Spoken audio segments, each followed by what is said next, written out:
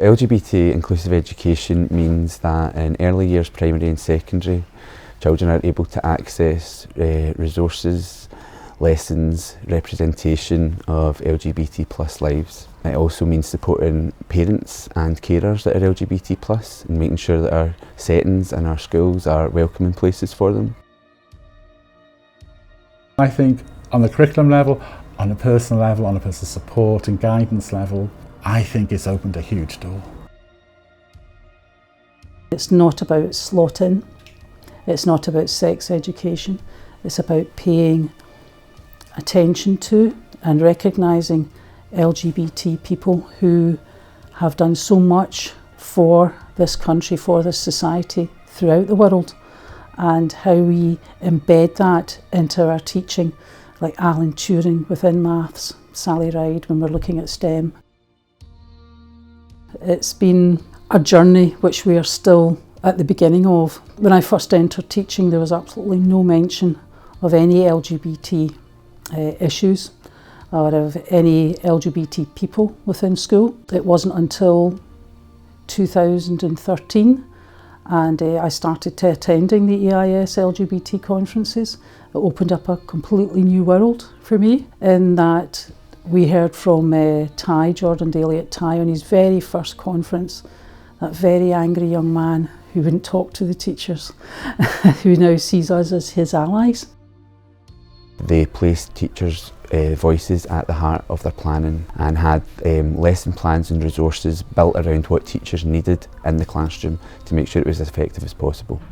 They gathered strength, they gathered momentum, they were incredible at lobbying and building support across all sectors and particularly in the Scottish Government. And I think it was an incredibly brave and momentous decision by Scotland to do this, and the proof will be how we implement it now.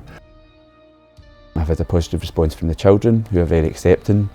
I've had a very positive response from the parents and the carers who are gratified that children are going to be learning about diversity, and also in terms of working with colleagues, practitioners and other teachers, they have grown in confidence around these issues and then they feel able to take it forward in their own practice.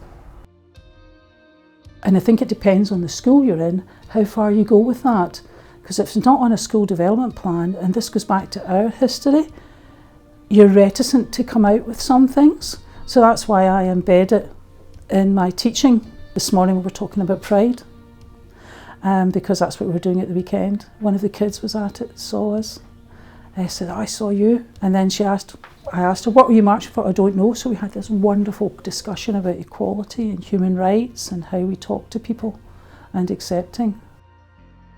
Section 28 was a piece of legislation which had a devastating impact on LGBT plus children over a few generations. The impacts were that teachers were scared of being prosecuted and local authorities were scared of being prosecuted if they undertook any lessons or any kind of education around LGBT plus issues.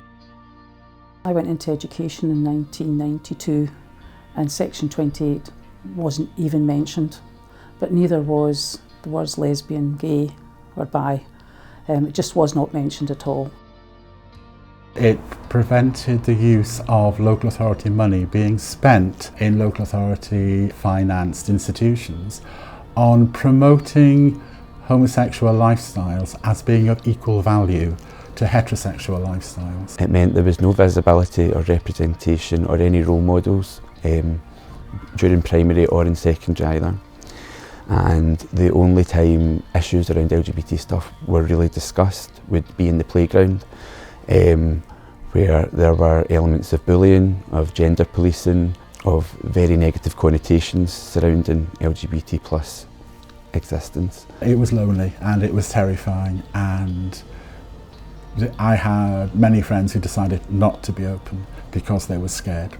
But personally I made the decision to come out and to just say, I am a teacher, I am gay, and I am good at my job. Section 28 had actually been resisted from the start when it was brought in, and that resistance grew as time went on. So finally it was repealed in Scotland in the year 2000, thanks to grassroots organisation, activists, trade unions and a political will to get it removed.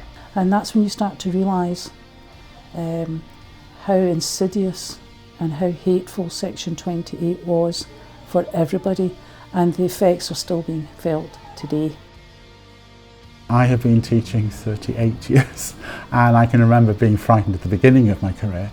It saddens me that young professionals are frightened at this stage, at the same stage of their careers. So I think the union can help educate all its members to stand by each other. The strength of the union is the power of collective action and organisation and solidarity with all the progressive causes that we want to see take place in Scotland.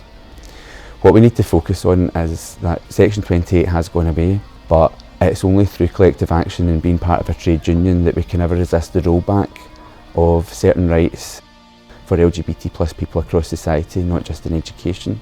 So there's a number of options open to EIS members if they want to help celebrate Pride. The first thing that they could do is they could look up resources and lessons on the website and have some education around LGBT+ issues in the classroom. They could also come along and attend a Pride event, which is open to absolutely everybody.